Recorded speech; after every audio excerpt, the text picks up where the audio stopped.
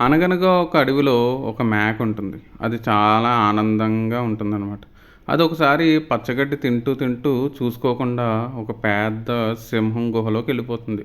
అది లోపలికెళ్ళాక దానికి అర్థమవుతుంది సింహం గుహ అని. సరే బయటికెళ్దామని చూసేటప్పటికి ఈలోపు సింహం వచ్చేస్తూ ఉంటుంది గుహలోకి. దానికి ఇంకేం చేయాలో అర్థం కాదు పాపం. చాలా భయపడిపోతుందనమాట.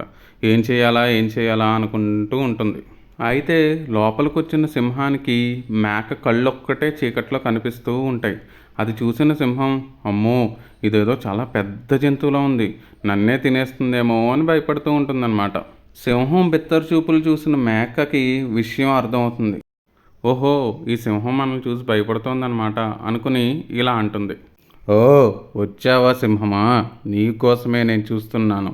ఇప్పటివరకు 20 పులుల్ని, 10 ఏనుగుల్ని తిన్నాను. అయినా నా ఆకలి తీరలేదు. సరే అని ఒక పెద్ద సింహాన్ని తిందామని ఇక్కడికొచ్చాను. నువ్వేమో చాలా లేట్ చేసావు. ఇప్పుడే వస్తున్నావు. సరే రా! నేను నిన్ను తింటానింకా అని అనేసరికి సింహం చాలా భయపడిపోయి వెంటనే ఆ గుహ నుంచి బయటికి పారిపోతుందనమాట. అప్పుడు అది చూసిన మేక పరుగు పరుగున బయటకొచ్చేస్తుంది.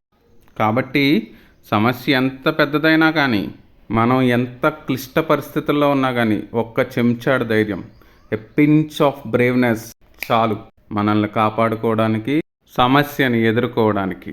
యెస్!